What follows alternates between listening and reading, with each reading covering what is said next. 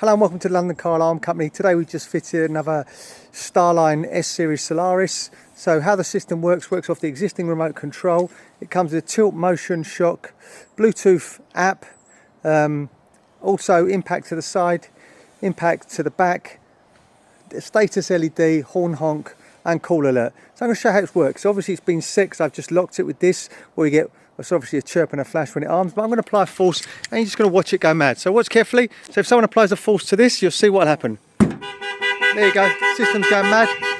Indicators are flashing. So if I just disarm it, okay, so that's generally how it works. So I'm going to arm it again, and as soon as I arm it, I'm going to wait for it to set. You're going to see me apply a force to the back. Okay, so bear with me a second. So it should be set now. So obviously now, as soon as I apply force, you're going to see it's actually going to go mad. So someone's going to attack it from the back, and this is what happens, okay? There you go, system's gone mad. I then disarm it again. There you go.